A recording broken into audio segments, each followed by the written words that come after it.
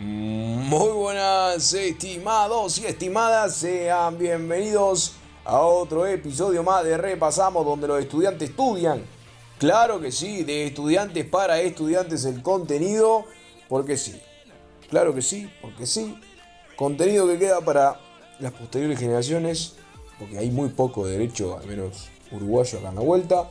En YouTube me refiero. Y bueno, para las actuales también, para que se sirvan, para que tomen provecho si no entendieron algún temita. Y para mí, lógicamente, ¿no? Yo estudié así.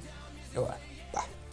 Rompiendo estructuras de lo formal del derecho para traerlo derecho a tu pecho y que intentes entenderlo con el corazón y el alma, porque si hay que ponerle garra a las cosas que no se entienden. Mi madre dice el doble de esfuerzo es lo que no te gusta, y ahí estamos. Financiero 2, ladies and gentlemen, matecito, cafecito, tecito, porque vamos a comenzar. Previously en Repasamos, estuvimos viendo el aspecto subjetivo, el aspecto temporal, y hoy nos compete el aspecto espacial. Y bueno, otro más que viene por allá adelante, que sinceramente me da mucha vagancia pasar página, pero está ahí en el título del video. Cuestión, hoy vamos a ver, o ahora vamos a ver el aspecto espacial derecho generador. ¿Qué queremos decir con aspecto espacial derecho generador? Bueno, ¿cuál es la pregunta, no? ¿Cuál es el criterio general que utiliza la ley desde un punto de vista espacial o territorial? Generalmente, ¿no? Generalmente hablando. ¿Cuál es el criterio? Bueno, el criterio que utiliza es el criterio de la fuente territorial. Es el criterio territorial. Este impuesto, es decir, el IRAE, se va a aplicar a las rentas en la medida que provengan de actividades, derechos o bienes ubicados en el territorio uruguayo. El territorio, lógicamente, la definición del territorio que vamos a utilizar ahora es la definición de territorio político. Toda el área terrestre, marítima, aérea, de el Uruguay. ¿Bien? Es decir, hecho generador, punto o aspecto espacial, vamos a referir a la fuente territorial. El Uruguay. ¿Bien? Ahora, la controversia en cuanto a este aspecto, o lo importante a recordar, es qué pasa si por ejemplo, Brasil, país vecino, necesitará el servicio de una empresa que se encuentra ubicada en Uruguay. Es decir, todas las negociaciones pasan acá en Uruguay. Después los uruguayos que son técnicos en la materia van a ir a Brasil y van a dar la solución allá. Bueno, ¿qué pasa? ¿Qué pasa con este aspecto espacial, con esta idea de criterio territorial y de que todo, no sé qué cuánto, en la medida que provenga la actividad de derechos o bienes ubicados en el territorio uruguayo? ¿Qué pasa? Pero ¿quién tributa? ¿Quién tributa? Y bueno, esto fue discutido desde los 90 hasta hoy por hoy. Y bueno, hay una posición consolidada, podría decirse. Esta renta, es decir, la que va a ingresar al Uruguay, pero viene, bueno, proviene desde el Brasil, ¿no? El pago al laburo que hicieron lo que fueron a hacer allá los técnicos, al servicio. Bueno, son, según, o esta renta debe dividirse. Primero que nada debe dividirse, ¿bien? Son rentas de fuente mixta. Lo vamos a ver en el 48. Son rentas de fuente uruguaya, grabadas por el IRAE, es decir, esta renta, esta parte de la división que queda por este lado, va a ser agravada por el IRAE. Y después tenemos las rentas de fuentes no uruguayas, es decir, lo que va a quedar por allá por el Brasil. Es decir, en cuanto a lo que va a quedar, refiero a lo grabable. Es decir, Brasil grabará la renta por allá a su forma. Nosotros acá vamos a grabar lo que resulta de esa división y nos corresponde. De los bienes, ¿cuándo pasa esto? ¿Cuánto va para allá y cuánto va para acá? Es decir, de los bienes, ¿cuántos van para cada lado? Para Uruguay y para Brasil. ¿Quién tributa más en Uruguay o en Brasil? Bien.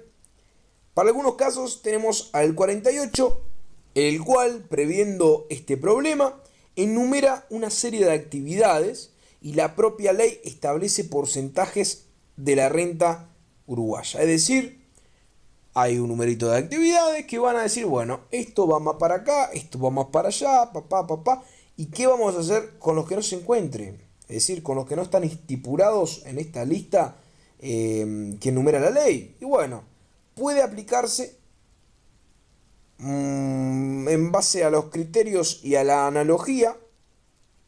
También por el tiempo, cuando refiero a analogía lo aclaro por las dudas, es decir, la actividad de X tipo es parecida a la que realicé y bueno, análogamente voy a aplicar la tasa o lo que la ley dice de forma análoga a esta actividad que fui a hacer a Brasil. Bien, después tenemos también, aparte del criterio de analogía, tenemos por el tiempo, es decir, la cantidad de horas de trabajo, cuántas horas se trabaja acá y cuántas horas se trabaja en Brasil. También puede verse por los gastos, cuántos gastos incurre la empresa en Uruguay, cuántos gastos incurre en Brasil, en Argentina, donde sea. Bien, cuántos gastos incurre afuera. Básicamente entonces tenemos 3-4 puntos que son estos, pero todo surge de la interpretación del 48. Bien, queda agravado más para un lado que para el otro. Y bueno, esto dependerá del 48, de la lista y del uso de la analogía, otros criterios. Básicamente esta es la postura o la posición consolidada sobre la respuesta a esta pregunta.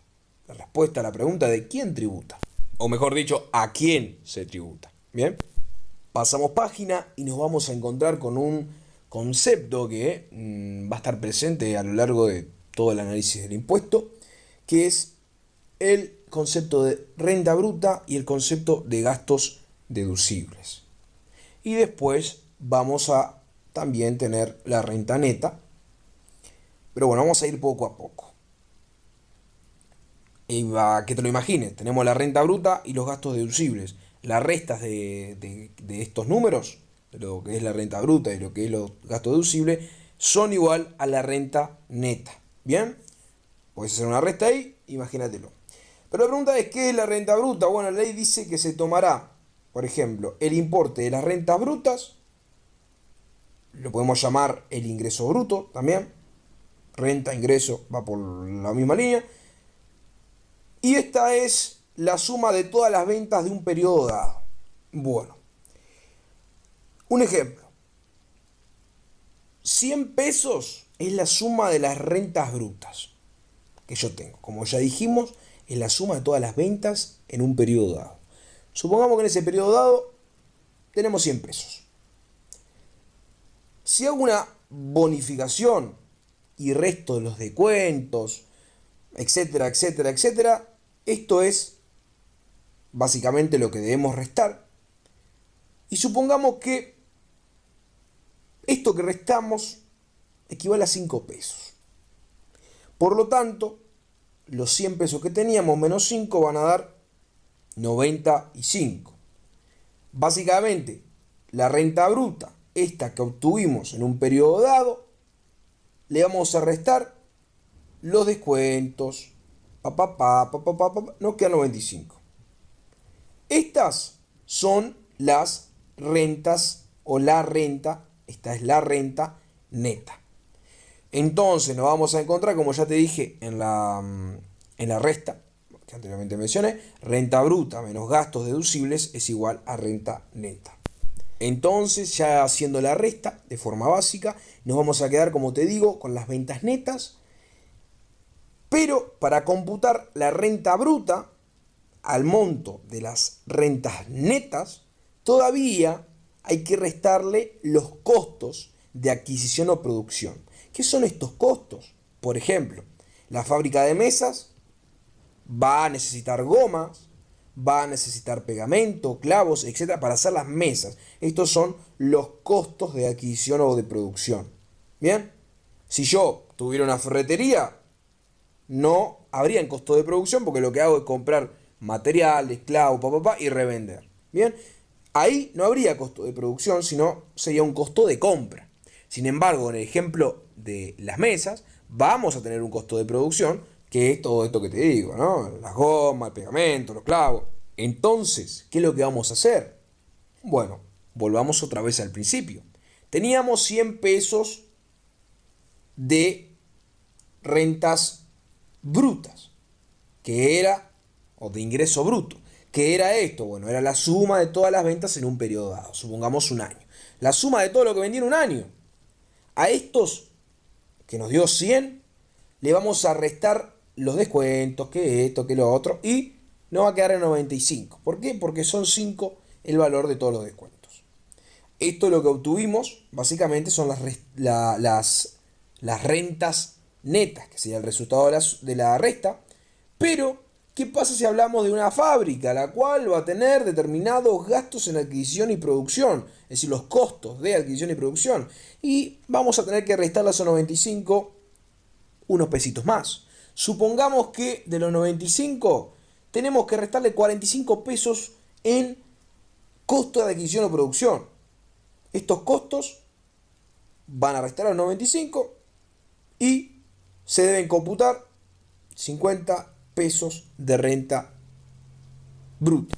Y ahora, ¿por qué nos vamos a quedar, o por qué todo este ejemplo que te estoy haciendo?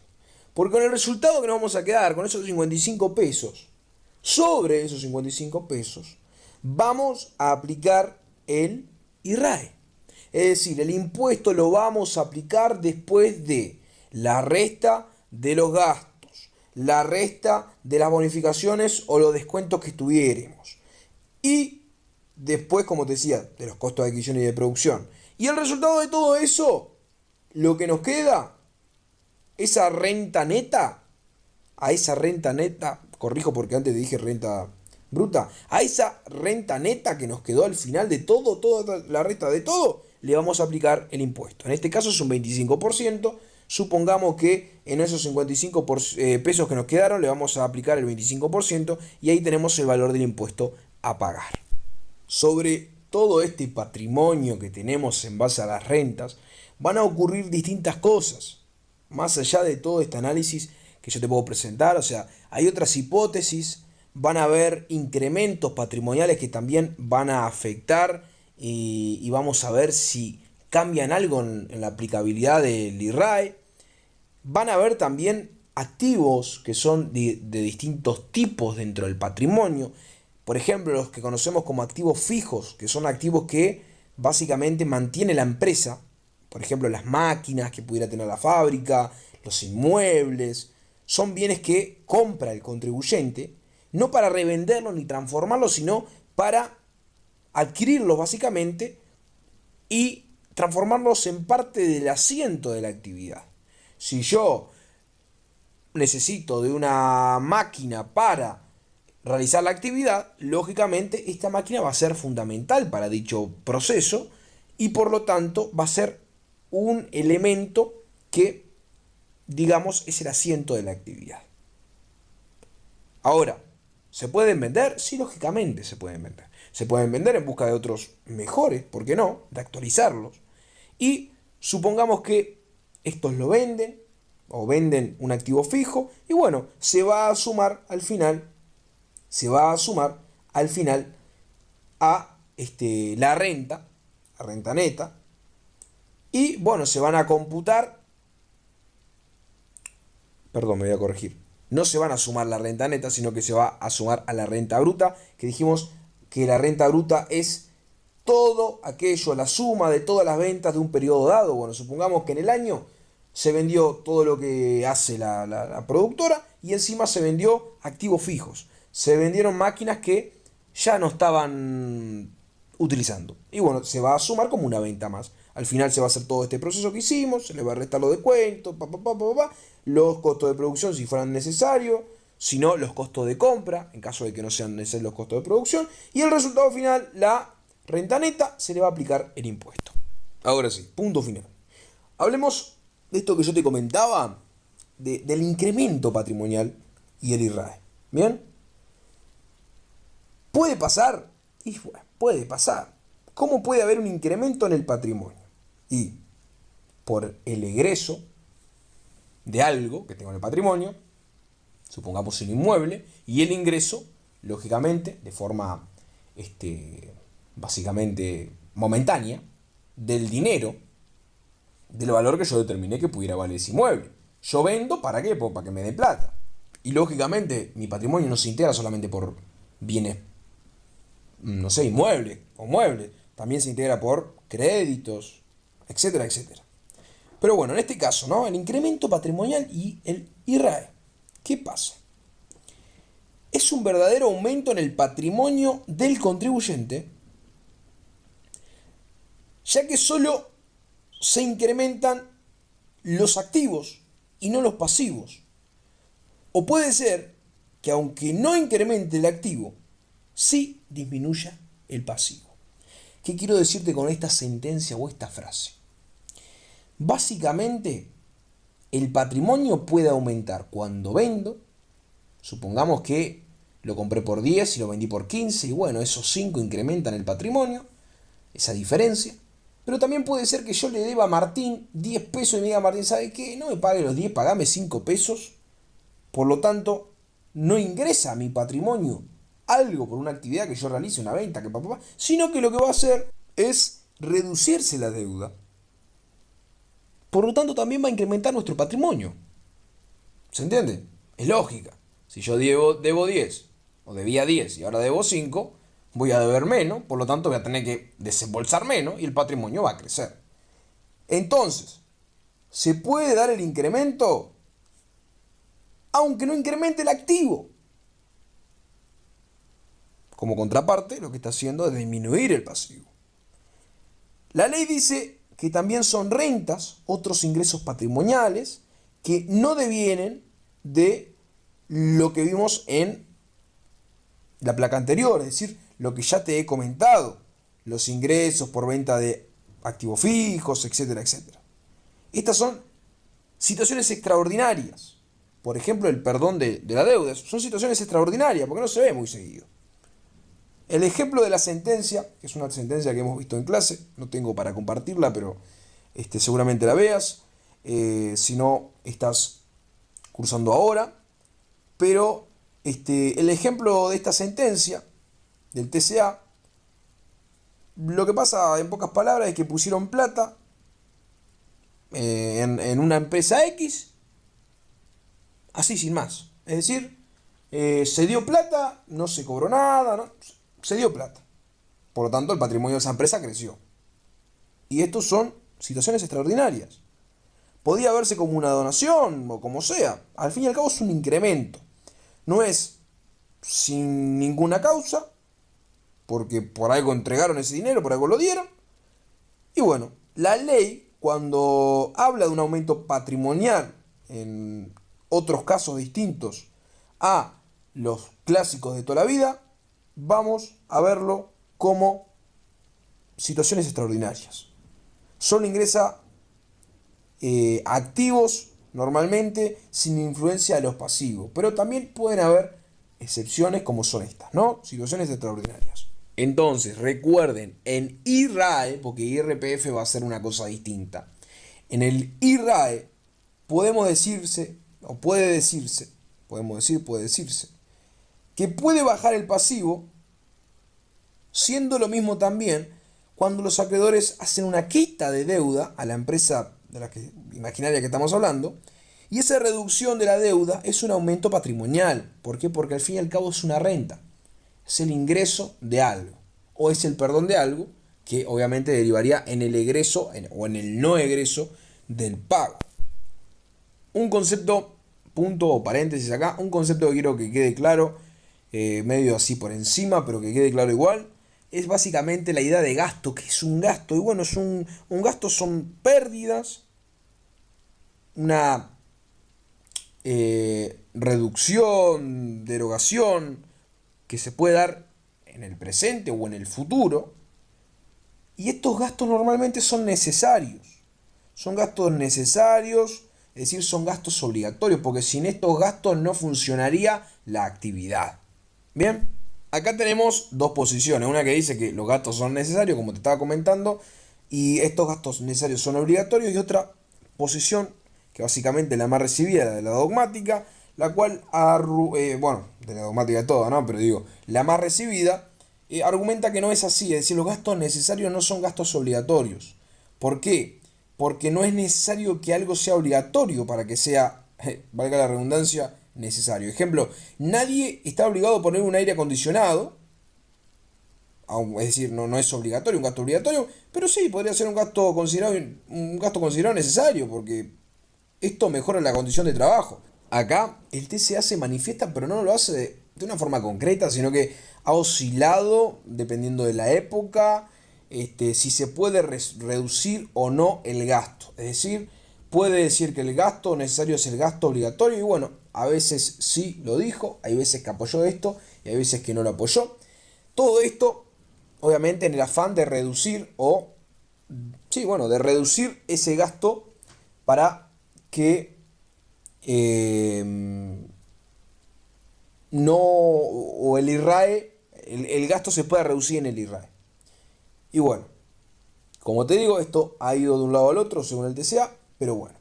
Al fin y al cabo, la ley establece sintéticamente tres condiciones para que el gasto en el IRAE pueda reducirse y son las siguientes. La primera, que el gasto necesario, o que el gasto sea necesario para obtener o conservar la renta gravada. ¿Qué queremos decir con esto?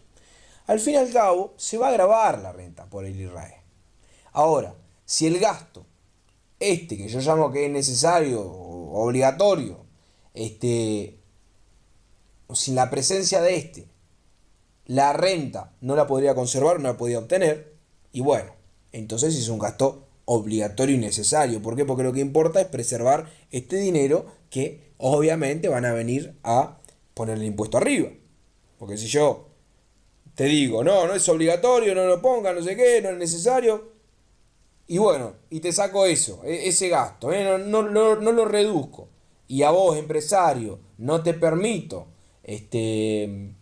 sostenerte, al fin y al cabo vas a cerrar, no sé qué, no sé cuánto, y no me va a dar, no va a tener plata a la cual yo te pueda aplicar el impuesto. Entonces es importante que el gasto sea necesario, se va a entender el gasto necesario cuando sirva para obtener o conservar la renta grabada. Un ejemplo, una sociedad que tiene dos accionistas y el dueño dice, por ejemplo, quiero que salga como pagado en gasto de la sociedad la mutualista de mi cónyuge, que para mí es muy importante, y saca la plata a la sociedad para pagar eso.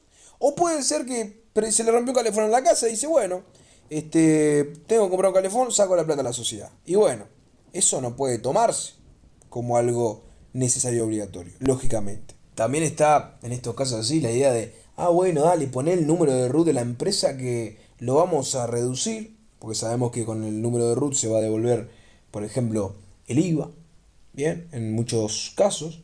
Y bueno, esto es algo ilegal, ¿no? Esto no se puede hacer, esto está prohibido. Esto no se puede hacer. Después, el ejemplo que yo te hice anteriormente de Brasil. En Brasil se le paga a la gente que va a trabajar a Brasil el taxi, un Uber, el movimiento, el traslado. Y bueno, esa renta es una renta no agravada por el territorio, una renta mixta, que ya dijimos, ¿no? Una renta extranjera. Y lógicamente no son necesarios para obtener una renta gravada. Básicamente, si lo que se gasta ya en, en traslado, después cuando yo lo vaya a computar, y bueno, no me lo van a grabar, ¿se entiende? Porque ya está siendo grabado allá en Brasil, con el traslado, etcétera, etcétera. Después, ya dijimos, el primer punto es el gasto necesario para obtener o conservar la renta grabada. El segundo punto es el gasto debe de estar debidamente documentado. Es decir, entonces, para reducir el gasto en el IRAE, debe haber una factura siguiendo un conjunto de normas, de formalidades, y un gasto sin ningún tipo de documentación no se va a poder reducir jamás de los jamases. El tercer punto, ya vimos el primero y el segundo, el tercer punto, el gasto debe estar grabado por un impuesto a la renta desde el punto de vista de la otra persona. ¿Qué queremos decir con esto? Que quien recibe el dinero va, a ese dinero que recibió, va a ser agravado por un impuesto a la renta. Básicamente a uno de los dos le voy a sacar la plata, lo que nos están diciendo. Ejemplo, puede ser que se le agrave con IRPF, con IRAE, con IRNR, algún impuesto a la renta de otro país, no me importa, mientras que se lo agrave con algo, no pasa nada. Si no hay impuesto grabado del otro lado, es decir, el otro no es un contribuyente, no se puede reducir. Sea contribuyente de lo que quiera, IRPF, IRAE, IRNR. Esto está pensado para que no se inventen gastos, más allá de que diga, qué quilombo, me quieren sacar plata, sea como sea. Y bueno, sí, también. Pero esto está pensado para que no se invente gastos. Usted tiene un gasto, supóngase, en Dubái, y bueno, demuéstreme que se está tributando allá. Es decir, ese gasto que tuvo allá, demuéstreme que Dubái le está cobrando la platita por el gasto que tuvo. Básicamente es para mantener en funcionamiento el sistema global. Vamos a verlo así. Y bueno, mi gente, este fue el aspecto espacial, es un poco más complejo que los anteriores, por eso la extensión. Espero que quede todo claro, saben que está en la caja de comentarios. Si no, déjenme su bello like, espero hayan disfrutado de mi compañía. Pueden seguirme en redes sociales para más contenido del tipo, poder hacerme consultas, claro que sí, respondo mensajes, no soy antisocial. Comenten, comenten sin miedo que estamos acá para ayudar. Un saludo, nos vemos en la próxima. Chao, chao.